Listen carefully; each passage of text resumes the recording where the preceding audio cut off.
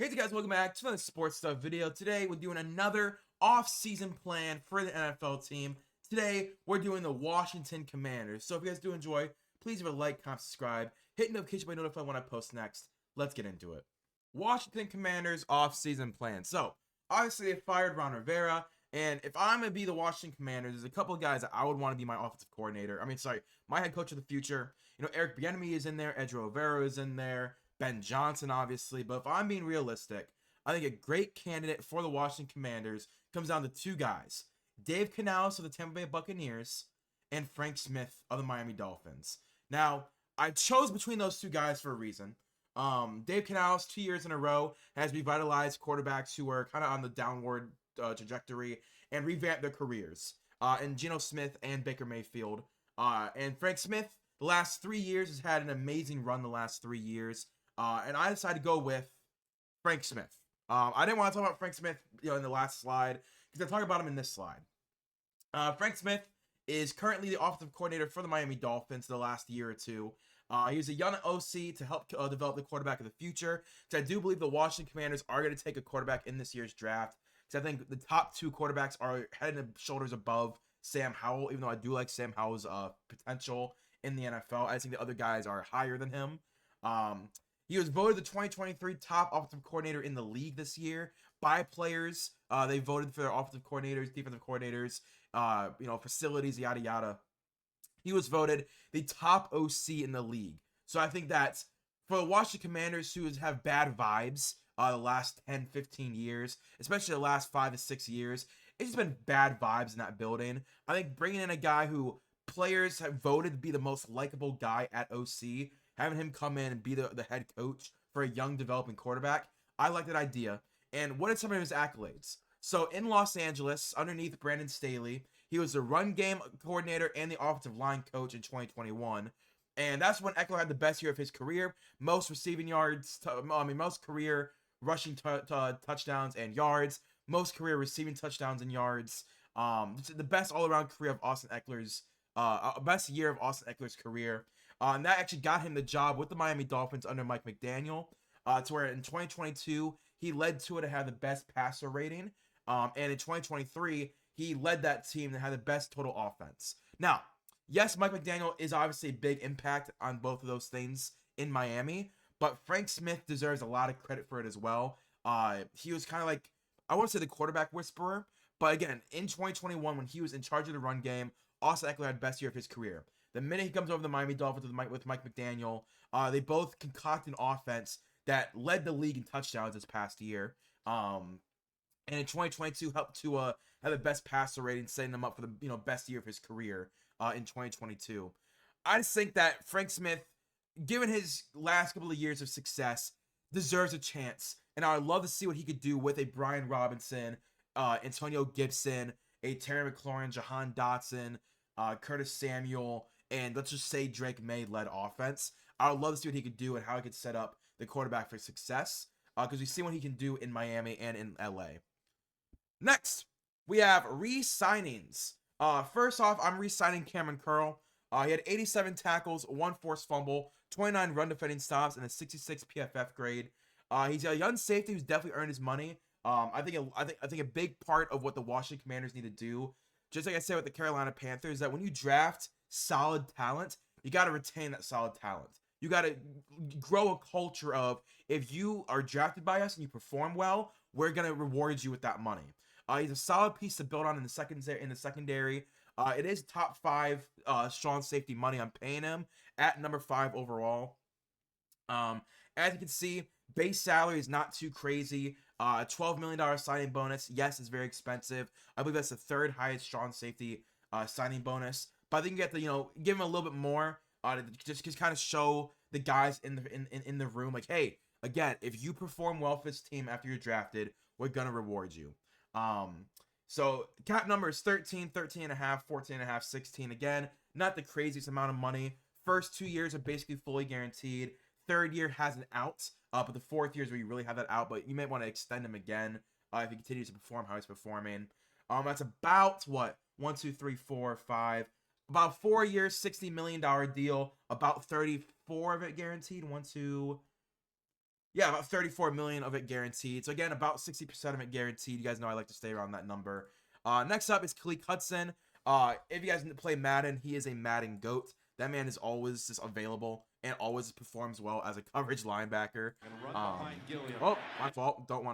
Sorry, I'm watching the Chiefs Buffalo game on the other monitor. But Khalid Hudson, 54 tackles, a sack, and 26 run defending stops, a 65 PFF grade. He's a quality 4-3 outside linebacker. That coverage linebacker, that run stopper. I just think that he's just a solid piece of that defense, and he's still gonna be cheap with high upside. I gave him a 2-year, $15 million deal. Obviously the first year is guaranteed. Second year, only $2 million of it guaranteed. But 2 years for 15, I think is really solid for Khalid Hudson. You're paying a lot of teams are paying their coverage linebackers $15 million a year. You get a solid guy for half that a year. And again, it could be for more years, could be for more money. I just think that, he's still young and developing and still not at the top of his potential, but he's definitely worthy enough of that kind of a contract. Next up is Jeremy Reaves. Again, another guy I think that has proven himself that he should be on this team long term. Jeremy Reaves only had 4 tackles this year. He did get injured pretty early on in the season. As I said, missed almost all season with the injury. Last year, he was the all-pro special teamers. He's a great gunner, amazing tackler in the open field on the special team side of the football. He's a core special teamer. Any team in the NFL will pick him up immediately to be their all-pro special teamer. I just think that he's a solid guy to keep around for the vibes. Gave him a 2-year, $8 million, a 2-year, $9 million, 2-year, $8 million contract with a $2 million signing bonus. Guarantee almost all of it. That last year is only 1.25 million guaranteed, but that's almost all the money guaranteed to him. Again, when he's healthy, he's an all-pro special teamer. Then the last signing, I think, is Antonio Gibson. He had 265 rushing yards, 389 receiving yards, and 3 total touchdowns this past year. He's a solid pass-catching running back. I think that every team in the NFL could use an Antonio Gibson type of player. He's a guy that's in third down, in the red zone, you can dump the ball off to and know he has reliable hands and it will, turn upfield to do what he's got to do. He's another young weapon for a quarterback. He's only 26 years old, so he's still very young. His rookie season, I believe he had 1,000 rushing yards, and just since then got put in the dog pit. In the doghouse by Ron Rivera. Eric Bieniemy comes in this year and utilizes him in the run game and the passing game. Just utilizes him whenever he can. I do believe he did also do punt and kick returning. I don't know if he did this year, but I know in his career he has done kick and punt return. So I do want to make sure that is mentioned as well, as that he could still be a returner for them. Next, we have our cuts and trades. First off, I'm going to trade Jonathan Allen. He had 39 tackles, 37 run defending stops, and 6 sacks. He's a great pass rushing DT. 6 sacks from an interior defensive lineman is amazing. He's always struggled with run defending more than he should. I mean, this guy with a wide frame, big body, has a skill set, but it's kind of like he kind of pushes it off to the other D tackle, aka Deron Payne, who's one of the best run defending D tackles in the league. He kind of like pushes it off to him, and he tries to get to the quarterback. He's been vocally against the franchise. Now this year it's been a little quieter towards the end of the season after the new owner who also owns the 76ers. I'm blanking on his name. I know his name, but I'm blanking on it. But ever since he's kind of put more hands on with like, okay guys, let's change the culture around here. Jonathan Allen's actually been really quiet, and he's been genuinely playing really well as well. He has 2 years remaining on the contract, but you can save $15 million if traded. That's something that is going to be very interesting to see what they do. $15 million is a lot of money for a rebuilding team. I did the Detroit Lions trade for Jonathan Allen. They have Aleem McNeil, who's been amazing for them this year. I think adding another defensive lineman is what they're going to do in this offseason. I've been saying Josh Allen to the Detroit Lions, but I think Jonathan Allen would actually be a better fit. Help the interior of that defensive line. You already have an amazing run defense scheme under Aaron Glenn. If Aaron Glenn does stay in Detroit, you got to maintain that run defending this upcoming season. And add another pass rusher, basically, in Jonathan Allen from the interior. And it only would cost a 2024 second round and a 2025 third round pick. You save your first round pick from both seasons, and you get a guy who can immediately come in and help your pass rushing immensely. Next up, we have Terry McLaurin. This one's a little more unlikely.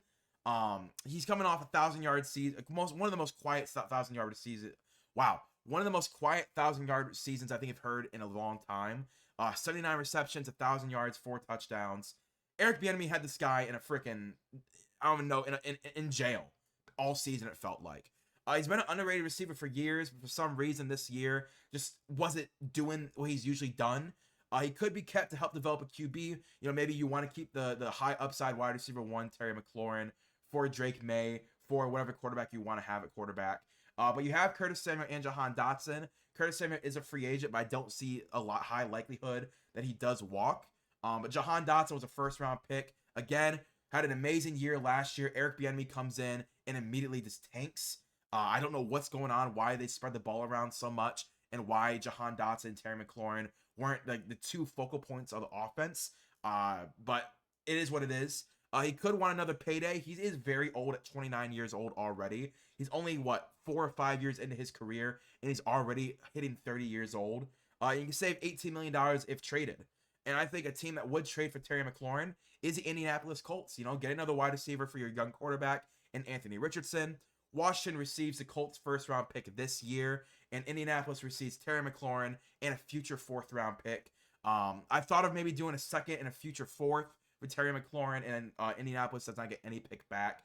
But I think that Washington would want a first-round pick back, and Indianapolis would be willing to give up that first-round pick if they got another pick back. So I think Terry McLaurin to the Indianapolis Colts, get a true bona fide outside number 1 receiver. You can re-sign Michael Pittman as well if you wanted to. You've been saving that cap for a lot of years now. Everyone's been asking for the GM to spend money, but you finally got the quarterback.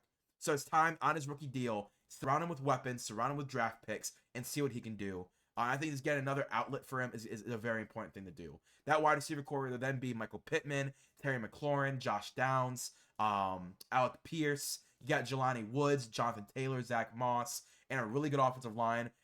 Anthony Richardson would thrive if you got another wide receiver like Terry McLaurin. Free agency.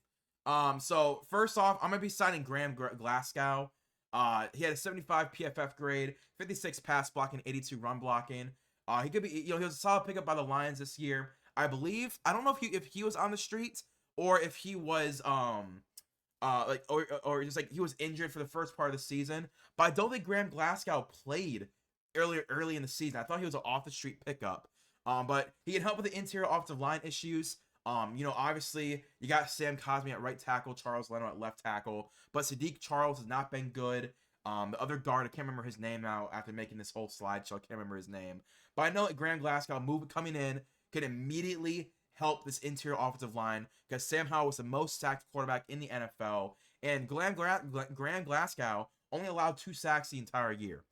He is about 28, 29 years old. He is on the older side, but I'm gonna give him a 3-year $42 million contract with an $8 million signing bonus. That third year is no guaranteed money because, again, of his age, I just think offensive linemen don't age the greatest. So it gets 2 years, 20 million. It gets 2 years of it basically fully guaranteed. 20 million of 26 million guaranteed. That third year can be a void year. Basically, you cut him, you save $16 million on the cap, or you keep him and you just renegotiate and get more guaranteed salary if he does perform how I think he could. I think it'd be a great fit for Graham Glasgow. Go to an offensive line that could use him immediately, and that he would immediately not only start, but would get a whole fan base behind him, basically. Next up is Dalton Schultz. So I think that this team needs a great tight end, right? Even if it's not Eric Bieniemy who stays, and it is Frank Smith who comes in, who I predict would be the head coach, I think that they need another tight end, right? Grab another tight end. Logan Thomas is just 31 years old, I believe, but it feels like he's been in the league for 10 years, it feels like. Dalton Schultz signed a 1-year deal leaving the Dallas Cowboys with the Houston Texans, and with CJ Stroud, outperformed expectations, right? 60 receptions, 635 yards, and 5 touchdowns. Dalton Schultz was that great dump-off target, that intermediate guy, the chain mover that every young quarterback could need. He's been a great safety blanket for him, man. But he's been a top half of the league tight end for a few years, especially that 2022 season last year. He was amazing last year. Him, Schoonmaker, Ferguson last year. That tight end group, I really thought was one of the best in the leagues. Obviously went to the Texans. to get that starting job, and he's been a great option for CJ Stroud. He was a top yards after catch tight end in 2023. And what we know about a Frank Smith-led offense is that yards after the catch would be majorly important because, Tyreek Hill, Jalen Waddle, Cedric Wilson, Braxton Berrios, all those guys were top 20, top 25 yards after the catch wide receivers. And Dalton Schultz was one of the top 10 yards after the catch tight ends in 2023. And he's a solid blocker as well, 62 PFF grade. Again, I don't live and die by PFF, but when I need to know like little stuff like run blocking grades for tight ends, it is important, but it's not the most important job in the world. I do rely on PFF for that. So I've been giving him a 3-year deal, about top 5 money for a tight end. That is a 1, 2, 3, 4, 5, about a 3-year, $60 million deal for Dalton Schultz. And you guarantee about 27, 30 of it. You guarantee almost about 30 of it. Yeah, because that is a 60. Yeah, so you guarantee about 50% of it. Maybe you could get a little bit more guarantees, but that is a lot of money to pay to a tight end. I just think that if you're going to have Frank Smith, even if it's Eric Bieniemy, even if you grab Eric Bieniemy or another offensive coordinator, grabbing a Dalton Schultz to be that tight end of the future for your offense would not be a bad idea. I also do see the Houston Texans re-signing him to honestly a very similar contract. Last re-signing I'm going to do Jeff Okudah. Again, still a really young cornerback, slot corner, 34 tackles, 11 stops, only a 50 PFF grade. He had a 68 run defense grade though, so there is some hope there when it comes to him being in the NFL. He's a young former, I believe, 4th or 3rd overall pick out of Detroit. He's going to have a chance to start at slot if he does come to the Washington Commanders. Benjamin St-Juste and Jeff Okudah are basically the same player, and maybe they're going to lean Benjamin St-Juste because he's been there longer, but I think him and Jeff Okudah could hold down slot for a year. He's cheap with potential still, a 1-year, $4 million deal, $1 million signing bonus, $2 million guaranteed. I think that's a very solid number for what Jeff Okudah can bring to this team. Then we're going to do the draft. So the draft is going to be the fun part, right? I am going to go with Drake May, and I am going to do that. I'm going to act as if I did all those trades, right? This is my mock draft. I'm doing if I did all the trades, how I did them, right? So at number 2, we're going to grab Drake May. I do predict either the Bears or any other team to trade up to number 1 overall and take Caleb Williams. We're going to take Drake May. UNC quarterback replaces UNC quarterback. Great player. I do want to see him look off defenders more. I watched film of him recently, and I feel like him and Caleb Williams, although Caleb Williams to a lesser extent, they really eye down their target, right? So they run a pretty simplified offense of all right, boom, throws right at him, right? It's simple reads, one read offense is what it really felt like at UNC. And I just didn't see enough eye movement. He didn't look off defenders. He didn't do enough scanning and trying to find the second or third option. It was hike, boom. I want to see more of that in the NFL. And while I do like Tua, and I think Tua is more than this, there is a point where with a Frank Smith-led offense, Tua did throw it to Tyreek Hill a lot, right? They force-fed Tyreek Hill, so it wasn't a lot of hike, Tyreek, right? He didn't look off defenders and then throw to Tyreek. It was hike, just look at Tyreek and wait for him to come open. So I think there could be some experience from Frank Smith with Tua coming over to Drake May. I think that'd be a really good scheme fit. Then we're doing the Terry McLaurin trade at pick 15. Trading Terry McLaurin for pick 15. And I'm gonna grab J.C. Latham at 15. So J.C. Latham is my left tackle, I believe. Isn't that what? I need to make sure that I think J.C. Latham was a right tackle though. Let me make sure. Then at pick 15, I'm gonna have the Terry McLaurin trade to the Indianapolis Colts or the Washington Commanders. Then receive the 15th overall pick. I'm gonna grab J.C. Latham. I think J.C. Latham is a better improvement over Sam Cosmi at right tackle. He's 6'6", 335. There is the option to move Sam Cosmi into right guard. He would be an oversized right guard, but there is that option. Then at number 36, I'm going to grab Graham Barton out of Duke. I think Graham Barton is a really good left tackle out of Duke. I think he's going to sneak into the first round in the actual NFL draft. But he played left tackle. In back-to-back picks, you solve your tackle issue, right? You got J.C. Latham at right tackle, Graham Barton at left tackle. You move Sam Cosmi in the guard. Boom. You got 3 positions on your offensive line that you can solidify through the draft and through current roster, who's currently on your roster, right? Then at pick 40, you got TJ Tampa. I'm a very big fan of TJ Tampa. I think TJ Tampa is going to be easily a second round pick out of Iowa State. I actually found out about TJ Tampa watching Will McDonald film last year. And I think TJ Tampa has the great size, has great versatility, has got the size you want at a cornerback in the NFL. He's really smooth, right? He's a smooth corner out of Iowa State. I think he's gonna sneak into the second round. Could be a third round pick as well. But I'm gonna stick with him at pick 40. I think it's great value for him. Then here is the Jonathan Allen trade. You get pick 62 from the Detroit Lions, and with that pick, I'm grabbing Brendan Rice. Brendan Rice, obviously son of Jerry Rice. Going to USC honestly was probably a great move for him. He really rose his stock this season. 45 receptions, 800 yards, 12 touchdowns. He was a great deep threat. He's probably going to run a 4.35, 4.38, 40-yard dash at the combine. Just great receiver. You obviously have Jahan Dotson. You bring in Brendan Rice. You got De'Ami Brown. You got Curtis Samuel. If you trade Terry McLaurin, I think that Brendan Rice at pick 62, it is a little early. I do agree. It is a little early for Brendan Rice. But grab another wide receiver, an impact wide receiver who can be a deep threat to Jahan Dotson's, really good possession receiver. I think it would be a great pairing together. Then at pick 67, I have Dalen Holker out of Colorado State. I think Holker, he's gonna be a really solid pass catching tight end, right? He had 700 yards, 6 touchdowns this past season, 12 yards of reception. If you can get that out of a tight end, that's gonna be really good, right? It is a third round, so if everything did go how I said, where they grabbed Dalton Schultz, Dalen Holker could be that really solid, in 12 personnel pass catching guy. He had 15 missed tackles forced. He had 10 contested catches, 140 deep yards as a tight end. He's just a solid 6'5", 235 pass catcher. And when it comes to run blocking, he's average, right? He's an average run blocker, but with his size, what do you expect? But I would not be shocked if they put him in a position to actually succeed as a pass catcher. Then we have Tommy Eichenberg from the Ohio State. He's had 200 tackles in his last 3-year career. He's a solid run defender, not the best coverage linebacker in the world, but a really good run defender.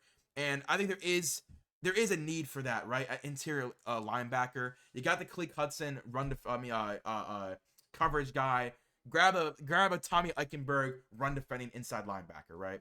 Then Michael Hall, he had 2 sacks, 22 hurries this past season. He's more of a B gap kind of D tackle, while Deron Payne plays A gap. So Jonathan Allen is currently the B gap guy. You already got Deron Payne at A gap. They pair up really well nicely together. While he's not the best guy in the world, in the 4th round, you're not gonna find a better interior defensive lineman than him. I mean, he had an 87 true pass grade for pass rushing. He had an 18% pass rush win rates. Really good for an interior defensive lineman. I just think he's a really solid interior defensive lineman in the 4th round. Then we got Dylan Laub, or is it Laube? I think it's Laube. I feel like Laub sounds right. He had 745 rushing yards, 9 touchdowns, and 708 receiving yards and 7 touchdowns this past year. That is 1,400 yards and 16 touchdowns this past season at New Hampshire, right?